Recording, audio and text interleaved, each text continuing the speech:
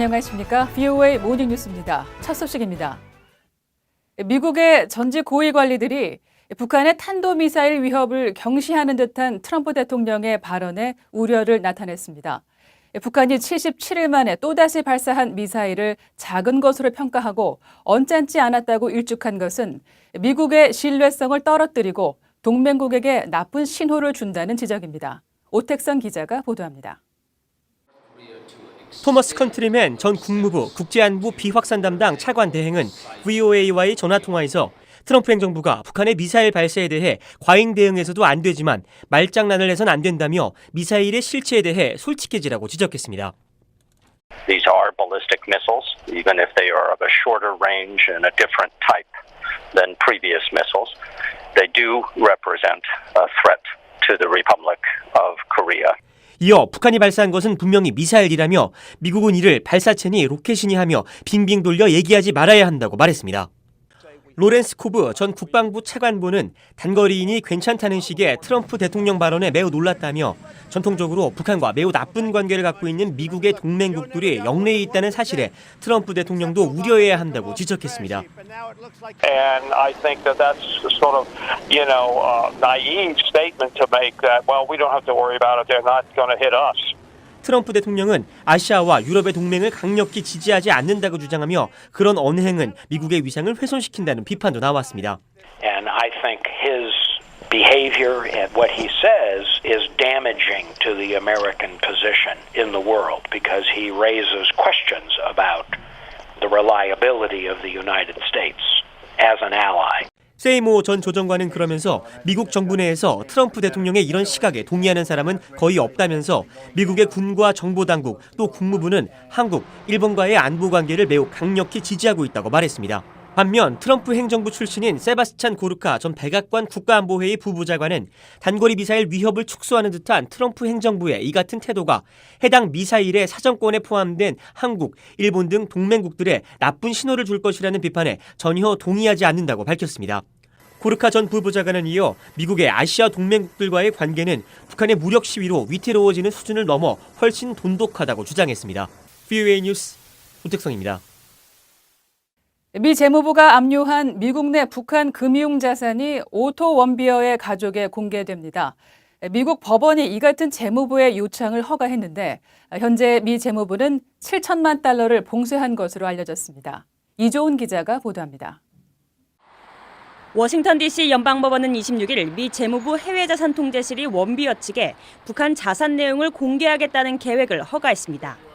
해외자산통제실은 전날 법원에 제출한 보호명령 요청서에서 지난 4월 원비어 측이 미 금융기관 등에 봉쇄된 북한 자산 현황을 공개해달라는 요구를 해왔다고 밝혔습니다. 또 원비어 측의 요구에 이의가 없지만 이 같은 공개가 자칫 미국의 영업비밀법을 위반할 가능성이 있어 법원의 승인이 필요하다는 입장이었는데 법원이 하루 만에 이를 허락한 겁니다. 해외자산통제실이 공개한 요청서에 따르면 원비어 측은 지난 4월 29일을 기준으로 미국 정부가 봉쇄한 북한 자산이 보관된 금융기관의 목록과 해당 금액을 요구했습니다. 또 미 독자 제재 대상으로 지정된 북한 정권이 소유 통제하거나 대리기관 등의 자산을 보유한 금융기관에 대해서도 목록과 금액을 알려달라고 요청했습니다.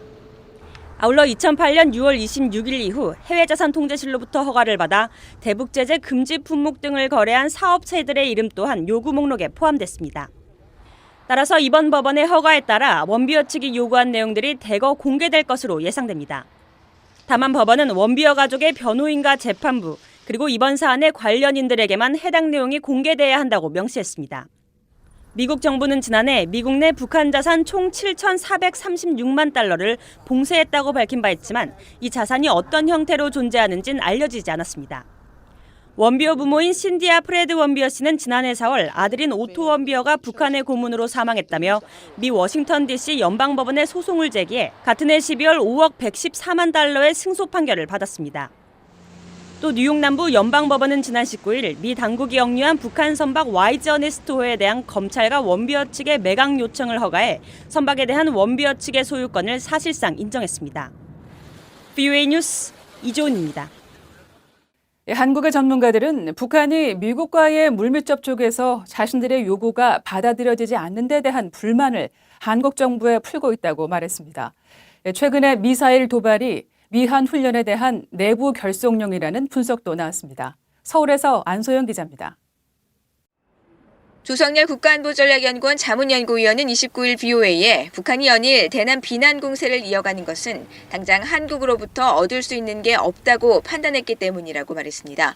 또 미국과의 물밑 대화에서 오는 불만을 자신들의 요구에 이렇다 할 대응책을 내놓을 수 없는 한국에 풀고 있다는 겁니다. 미국하고는 이제 협상을 이어가기 위해서 그런 부분이고 한국하고는 당장 협의할 내용들이 있지 않기 때문에 그런 이중적인 태도를 취했다고 볼 수 있을 것 같아요. 신범철 아산정책연구원 안보통일센터장은 북한이 미국과의 대화에서 한국을 이제는 걸림돌로 보고 있다고 말했습니다. 그러면서 북한은 단계적 비핵화를 통해 제재 완화를 받고 협상의 끝 단계에서 핵을 남겨두려고 버티기식 전략을 구사하고 있다고 지적했습니다. 미국하고는 대화를 하려는 거죠. 그런데 지금 북한이 행동하고 있는 것을 보면 미국하고의 대화가 핵을 포기하고자 하는 대화가 아니라 핵을 보유하고자 하는 대화인 것 같아요. 대남 비난이 내부 결속용이라는 분석도 있는데 특히 북한이 미한 연합훈련 중단을 미북 대화의 성과로 내세웠던 만큼 다음 달 훈련을 앞두고 주민들을 향한 명분을 만들기 위해 남한 측 때리기에 나선 것이라는 겁니다. 북한 내부를 향해서 어쨌든 남측과 미국의 한미 군사훈련이 이루어진다는 것을 북한 주민들에게 이해시키는 데 있어서 남북관계를 활용하는 오히려 미국 부분은 놓고 남북관계에다만 포인트를 맞추면서 내부적으로 북한 주민들의 불만을 달래는 그런 측면도 있다고 볼 수 있습니다. 조한범 통일연구원 선임연구원도 미국과의 입장차가 본질이지만 협상판을 유지하기 위해 미국을 직접 공격하는 대신 우회적으로 한국 정부를 압박하고 있다고 분석했습니다. 조 연구원은 대북 제재에 대한 불변의 입장을 보이는 트럼프 대통령이 동맹국이 사거리에 들어간 북한의 미사일 발사와 관련해 대수롭지 않게 반응한 데 대해 북한에 면죄부를 준 것이라고 우려했습니다. 서울에서 BOA 뉴스 안소영입니다. 도널드 트럼프 미국 대통령이 올해 7월 27일을 한국전쟁 참전용사 정전 기념일로 선포하고 한국전 참전 미군 용사들은 한국의 자유와 민주주의를 지켜낸 용감한 애국자들이며 이들을 예우한다고 밝혔습니다. 트럼프 대통령은 한국전쟁 정전 66주년에 하루 앞선 지난 26일 발표한 포고문에서 한국전쟁 당시 사망한 2만 3,600명 이상의 미국인과 전투 과정에서 부상한 10만 3천 명 등에게 경의를 표한다며 이같이 말했습니다.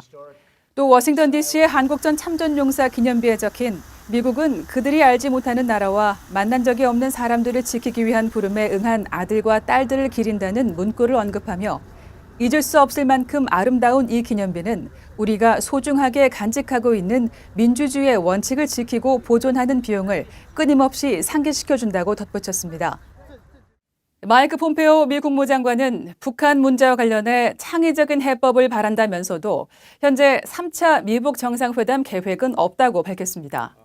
폼페오 장관은 29일 워싱턴 경제클럽 주최로 열린 대담에서 미북 정상회담 계획에 대해 묻는 질문에 전혀 계획된 게 없다면서 실무 협상이 빨리 재개되길 희망한다고 밝혔습니다. 김정은 위원장의 인상에 대해서는 매우 똑똑하며 어려운 상황에서 지도자의 자리까지 오른 사람이라며 솔직하다고 말했습니다. 또 그가 비핵화할 준비가 돼 있다고 여러 차례 말했다며 이제는 행동해야 할 때라고 말했습니다. 대북 제재에 관해서는 미국이 홀로 부여한 게 아니라 전 세계가 참여한 국제 제재라며 미국은 이것을 이끌어갈 뿐이라고 말했습니다.